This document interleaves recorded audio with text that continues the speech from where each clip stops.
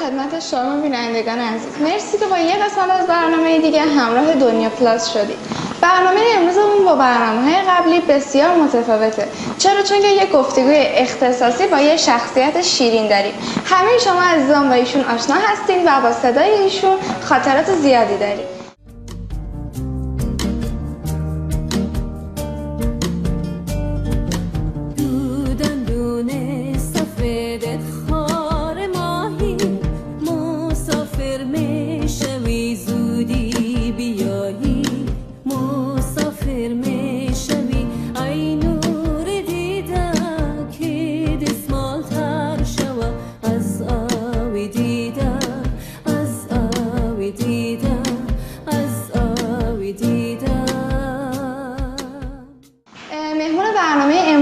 سرکار خانم الهه سرور هستن، شرکت کننده سری دوم برنامه استیج.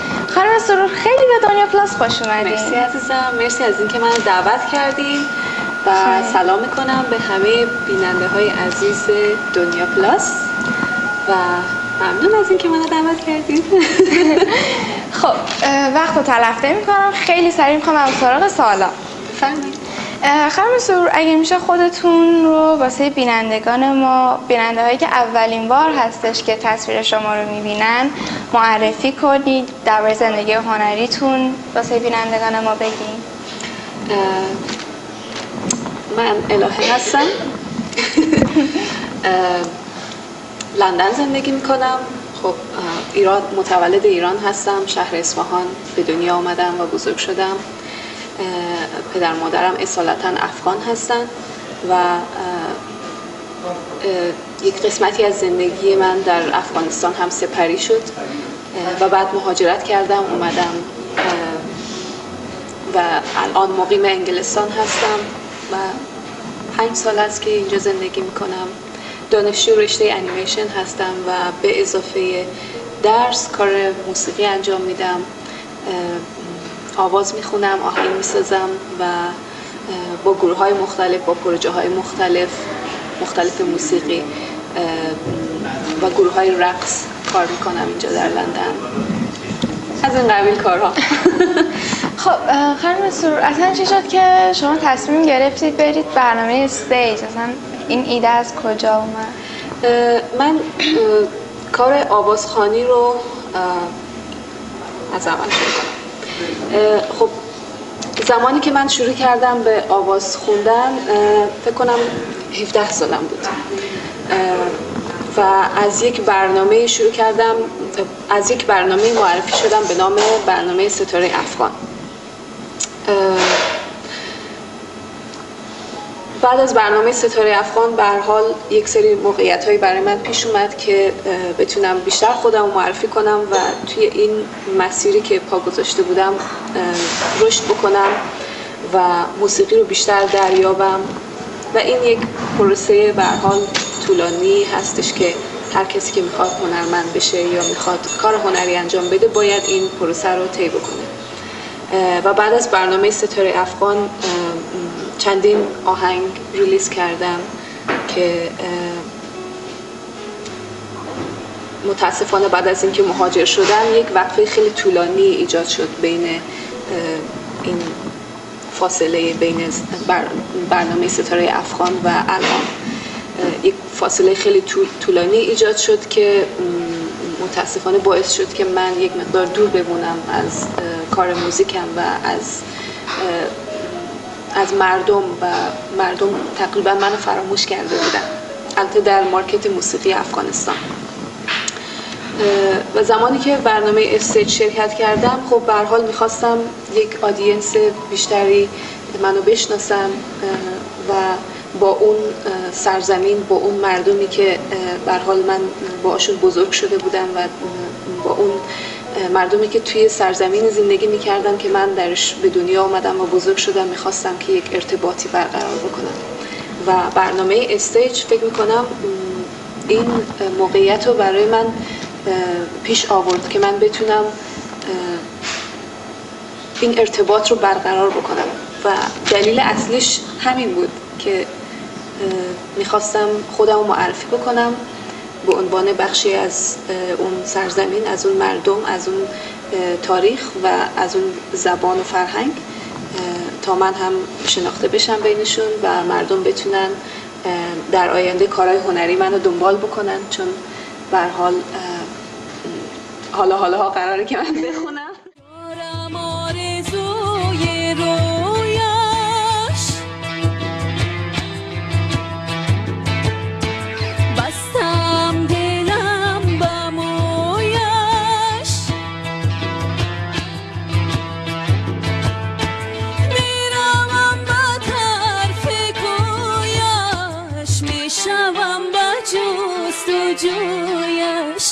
دستمال میدوزم دستمال زیبا به دست یارم باشد. قیافه حاملم هستم. بچه ها یه چیز بگم، روحیمونه داریم از دست میدیم.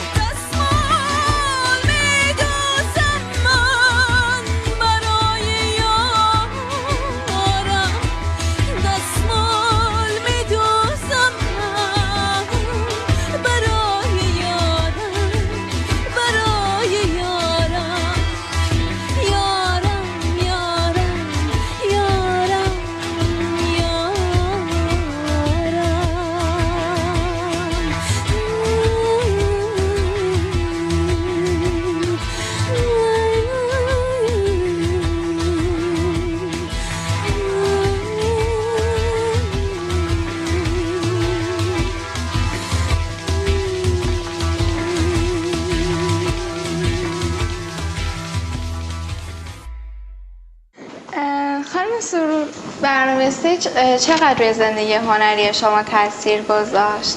تا چه حد زندگی هنریتون رو تغییر داد؟ الان که تقریبا فکر میکنم تقریبا 3 ماهه، نه 3 ماهه جنوری. آره 2-3 ماهی هست که از برنامه استیج میگذره و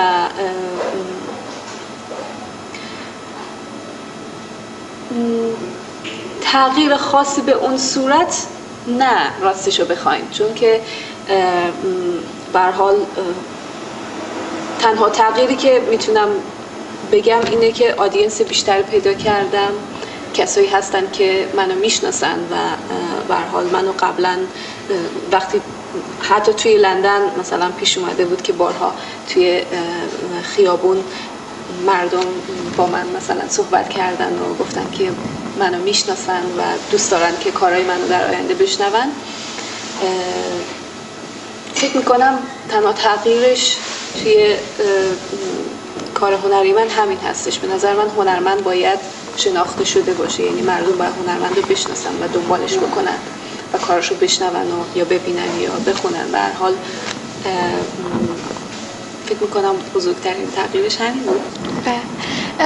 همونجور که همه میدونن هر هنرمندی یه الگوی هنری واسه خودش داره. شما هم تا حالا واسه خودتون الگوی هنری انتخاب کردین؟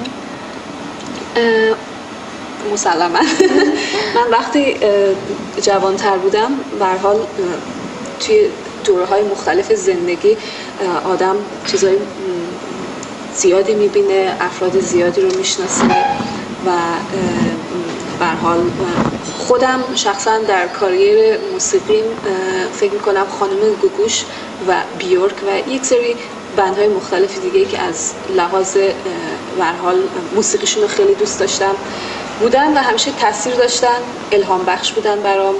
مثلا فروغ فرخزاد یکی از شخصیت‌هایی هست که شعرش رو دوست دارم و همیشه خودم رو توی شعراش پیدا میکنم و خیلی دیگه. شما تو برنامه بعد از یه اجراتون گفته بودید که از آقای سندی میترسید. این ترسه از کجا میاد؟ ترس من یکم شوخ طبعم. اینی که مثلا گفتم میترسم بیشتر ترس نبود، بیشتر یه احترام هستش، یه احترامی مثلا به یه بزرگتر. چون من فکر میکنم آقای سندی از همه به هر حال داورایی که توی برنامه استیج بودن با تجربه تر و داناتر و در کارشون، یعنی من خودم شخصا فکر میکنم خیلی کارشون رو من دوست دارم، چون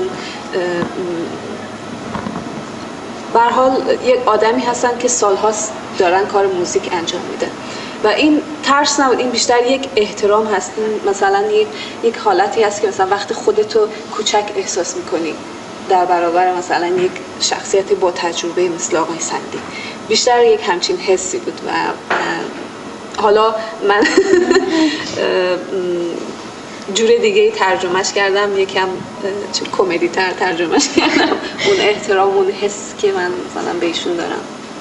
اما در کل نظرتون درباره کامنت های داورا چی بود؟ در مورد برنامه استیج بله من خوشحال بودم از نظرات داوران. من فکر میکنم اونا واقعا کسایی هستن که جایگاهشون در اونجا به هر حال فکر شده رشد و کسایی که اونجا هستن تجربه خیلی زیادی در عرصه موزیک دارن و میتونن نظر بدن و من راضی بودم. فکر میکنم که به عنوان به هر حال یک هنرجو این یک مرحله بود که من باید سپری میکردم، میومدم اینجا مثلا حالا آقای سندی مثلا به من گفتن صدای من مثل جیغ میمونه حالا اینم مثلا این یک نظر هست، یک چی میگن، یک سلیقه هست. خب یک کسی یک سلیقه داره، یک مدل موزیکی رو گوش میده، یک کسی یک سلیقه متفاوت داره. مثلا آقای سندی شاید اصلا نتونن اپرا گوش بدن، چون کسایی که اپرا میخونن صداشون خیلی خیلی باریکه، خیلی سوپرانوه و من فکر میکنم سلیقه‌ای هستش بیشتر. ولی اینکه به هر حال یک سری نظرات خیلی تکنیکی دادن، من واقعا قبول دارم، نظراتشون خیلی بجا و درست بوده و همچنین در مورد بچه‌های دیگه هم فکر میکنم همه بچه‌ها همه یک ویژگی‌های خاص خودشون رو داشتن و خیلی مایه افتخار بود که من بیام توی همچین برنامه با همچین موزیسین‌های خوبی آشنا بشم و دوستای خیلی خوب پیدا بکنم. الان دوست داشتید که به جای من کی اینجا بشینه و شما باهاش گفتگو داشته باشین؟ خودت باید میشستی دیگه. من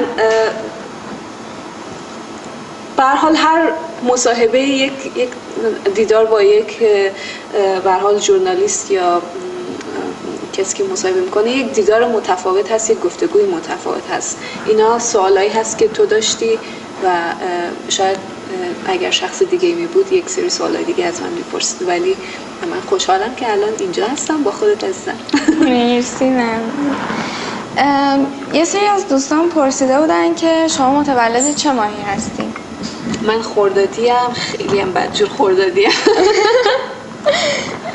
میشه دنیا پلاس از شما یه خواهش کنه و صفحه اینستاگرامتون رو باز کنید و واسه یکی از فن پیج هاتون کامنت بذارید. وای کار سخته. چی مثلا باید بگم؟ یه عکسشون رو میتونید لایک کنید و کامنت بذارید. از اون کارا کردم. آره از اون کارا کردم که خیلی از فن پیجامو مثلا تگ کردم توی پستام، مثلا یه پست گذاشته بودم بعد تگ کردم. آره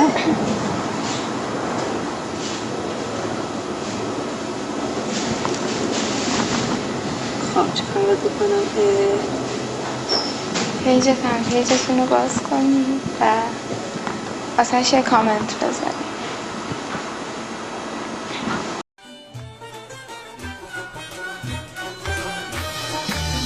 چونون که میروی آی چونون که میروی ایستو نگاه کن جومه نارنجی گلم رخسار نارنجی ما بیمار تویم آی ما بیمار تویم دردم دوا کن جومه نارنجی گلم رخسار نارنجی جومه نارنجی رخسار نارنجی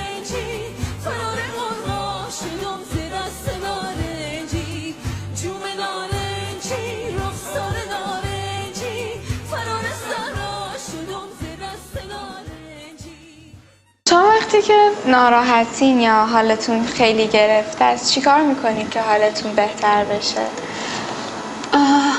وقتی حالم خیلی گرفته و ناراحت هستم، اول اینکه برای 10 ساعت اول میخوابم، سویچ آف میکنم خودم و تلفن جواب نمیدم، نمیدونم با کامپیوترم بازی نمیکنم، از خونه نمیام بیرون. بعدش یه عالمه غذا میخورم. بعد یکم هم توی آینه به خودم نگاه میکنم و یکم با خودم حرف میزنم. با خودم من کلا حرف میزنم، وقتی تنها هستم کلا دارم با خودم حرف میزنم. حالا فرقی نمیکنه جلوی آینه، نمیدونم توی آشپزخونه، توی راهرو، توی خیابون، وقتی راه میرم همیشه در حال صحبت کردن هستم با خودم.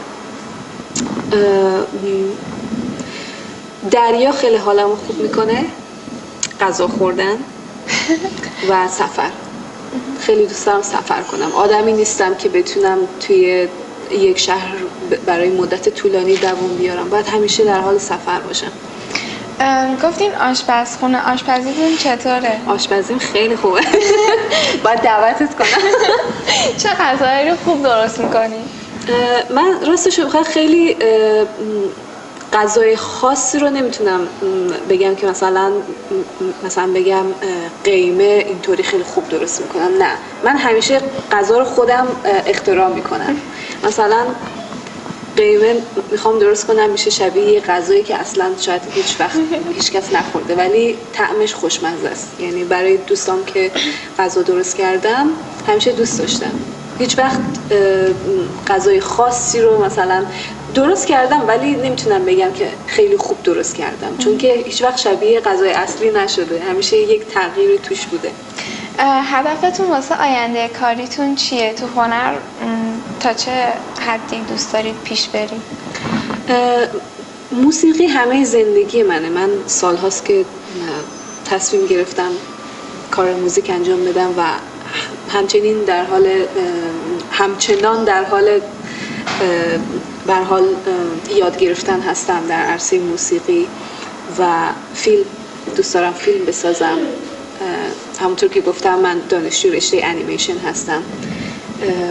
به نقاشی خیلی علاقه زیاد دارم و اینی که بتونم از طریق انیمیشن موسیقیمو به تصویر بکشم، این خیلی لذت بخشی برام. فکر میکنم در آینده هم به عنوان آوازخوان، موزیسین کار بکنم و هم به عنوان یک فیلمساز، یک انیمیتور. خانم سرور، دوست داشتید از بین بچه‌های استیج کدوم یکی از بچه‌ها برنده بشه؟ فکر میکنم همه 12 نفر که اومدن برنامه لایف همه برنده بودن، چون یک سری ویژگی هایی داشتن که به هر حال اونا رو خیلی خاص میکرد نسبت به بقیه کسایی که شرکت کرده بودن، از سرتاسر دنیا اومده بودن لندن توی برنامه استیج شرکت کرده بودن. همه بچه ها یک ویژگی هایی داشتن که خیلی خاصشون کرده بود و انتخاب شدن برای برنامه لایف. و شخصا خودم کی رو دوست داشتم، یعنی با صدایی کی میتونستم بیشتر ارتباط برقرار کنم، حسام و نیکیتا بودن که فکر میکنم حسام به عنوان یک هنرمند، یک کسی که به هر حال خیلی من شخصا خودم رو از لحاظ حسی، اون حسی که مثلا حسام به موزیک داشت و از اون تاریخچه و بک‌گراندی که اومده بود و اون به هر حال مشکلاتی رو که به عنوان یک هنرمند داشت باهاش دست و پنجه نرم می‌کرد، چه در گذشته چه در حال، من خودم رو میتونستم با حسام یک مقداری نزدیکتر حس بکنم و میفهمیدم چی میگه و حسش چی هست. و به عنوان یک پرفورمر و یک کسی که به هر حال میتونه یک پرفورمر خیلی خوب باشه، من نیکیتا رو شخصا خیلی دوست داشتم، از استایلش، از صداش و شیوهی که مثلا استیج رو میگردون، من فکر میکنم خیلی پرفورمر خیلی خوبی هست. و علیرضا به هر حال خیلی خواننده خوبی هستش من شخصا فکر میکنم که مارکت موسیقی فارسی فکر میکنم به آدم‌هایی مثل حسام و نیکیتا شاید بیشتر نیاز داشته باشه.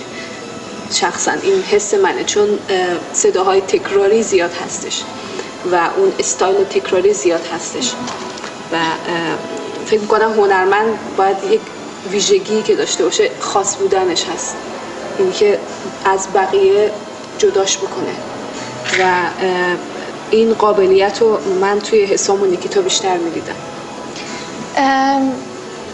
دوست دارید یه جمله به طرفداراتون مستقیم از دوربین دنیا پلاس بگید؟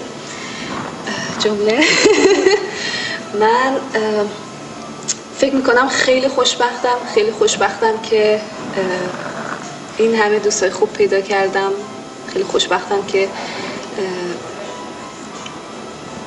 تونستم این ارتباط رو برقرار بکنم و خیلی برای هر انسانی مهمه که دوست داشته بشه و خیلی خوشحالم که مردم منو دوست دارن و من هم دوست دارم. متقابلا، یعنی دوست داشتن دوستی میاره و حس مهر و محبت همیشه با یک جوابی همراه هست و من خودم خیلی خوشبخت احساس میکنم که دارمشون. ما هم امیدواریم که هر روز به طرفداراتون اضافه بشه و تو اوج باشین همیشه. مرسی. و آخرین سوالمون که همونطور این یه چیزی که بین مردم ایران هست، این مشکل قضاوت کردنه. قبل از اینکه آدم‌ها رو بشناسن قضاوتشون میکنن. شما نظرتون درباره این موضوع چیه؟ چقدر با این موضوع مخالف یا موافق هستی؟ من کاملا مخالفم، چون فکر میکنم وقتی آدما یکی قضاوت کردن، میان مثلا یک نظری میدن یک شخصی که هیچ به هر حال نمیدونم چطور باید بگم، ولی فکر میکنم درست نیست که آدم ها به خودشون اجازه رو بدن که به طرز لباس پوشیدن یک شخصی، به طرز نمیدونم صحبت کردن یک شخصی یا حتی چه میدونم کار یک شخصی مثلا بیان الکی قضاوت بکنن بدون اینکه هیچ تخصصی داشته باشن. حالا مثلا من اومدم توی برنامه اسه شرکت کردم، کسی که باید منو قضاوت بکنه مثلا اون جاجهایی هستن که اونجا نشستن و اونا طبق یک سری تجربیاتی که دارن در عرصه موزیک اومدن و منو قضاوت کردن. من اینو با جون و دل میپذیرم، به خاطر اینکه خودم اومدم و خودم رو توی اون نقطه قرار دادم که قضاوت بشم از طرف یک سری آدمایی که به هر حال میدونم توی کارشون رو بلدن و اگر نظری میدن نظری هستش که منو به عنوان یک هنرجو بالا میبره و این خیلی برای من ارزشمند هست و من اونو با جون و دل میپذیرم و ازش چیزی یاد میگیرم. ولی اینکه مثلا یک شخصی میاد میگه که چه میدونم فحش میدن یا نمیدونم میگن که آره تو باید این کارو میکردی این کارو نمیکردی یا این کارو میکردی، هر کسی به هر حال من یک آدم عاقل و بالغ هستم، به هر حال هر کسی یک تصمیمی میگیره میره به طرف اون هدفش و توی این مسیر امکان داره هر اتفاقی بیفته، خوب یا بد یا حتی اشتباه بکنه و این دلیل نمیشه که هر کسی به خودش اجازه بده کسی دیگه رو قضاوت بکنه. من فکر میکنم یکم زمان میبره و به عنوان به هر حال یک سری، حالا نمیگم من آدمی هستم که فرهنگ سازی میخوام بکنم، نه، من به عنوان یک انسان وظیفه انسانی خودم میدونم که چیزی که در ذهنم هست و کاری رو که میخوام بکنم و انجام بدم و اگر قراره که تغییری توی جامعه بیارم با اون شیوه خودم اون تغییر رو بیارم. من شیوه شیوهی که استفاده کردم یا کاری که میخوام بکنم موزیک هست، هنر هست. از طریق هنر، از طریق موزیک میخوام حرفمو بزنم و دیگه حالا هر کسی میخواد هر نوع قضاوتی بکنه زیاد برای من راستش بخوای اهمیتی نداره. و آره جای تأسف هست که مردم بدون اینکه هیچ حقی داشته باشن میان و بقیه رو قضاوت میکنن. خب یک سری آدمایی هستن که تو زندگیشون هیچی ندارن، میدونین زندگیشون خیلی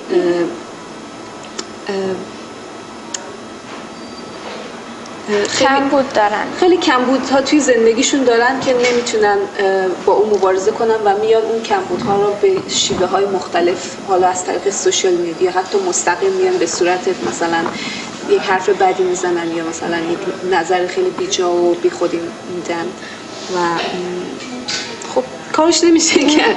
فقط امیدواریم که به سلامتیشون زودتر پیدا کنن.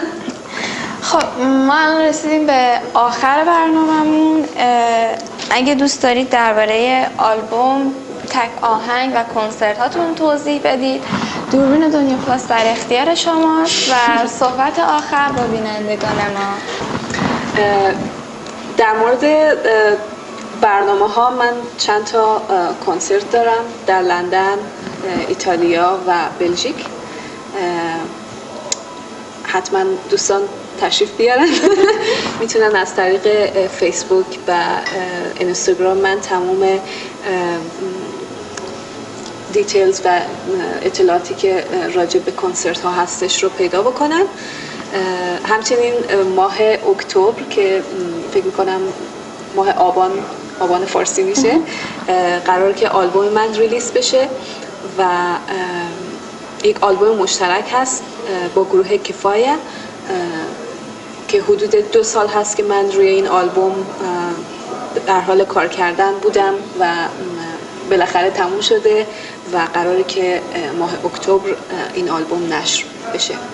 همچنین یک سری تک آهنگ هایی دارم با لهجه افغانی و ایرانی که قراره اینها رو ریلیز بکنم و ویدیو کلیپاشم خودم میسازم. اگر یک مقدار زمان میبره اینکه کار من زودتر به در مارکت موزیک نشر بشه، فقط مشکلش همین هست چون دوست دارم کارام با ویدیو کلیپ نشر بشه و یک مقدار زمانگیر هست.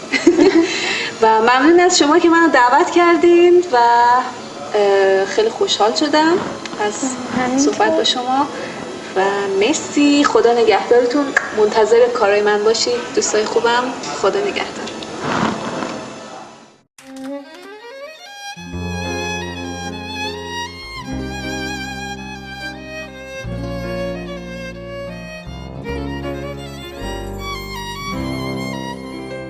هرچند این زمانت دلم تنگ است، امروز به بهانت دلم تنگ است، چشمت قرار بود به جوشت باز ای شراب خانه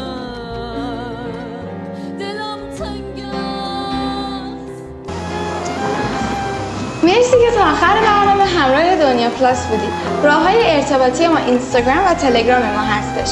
شما عزیزان میتونید ویدیوهای دنیا پلاس رو از یوتیوب، تلگرام و آپارات ما مشاهده کنید.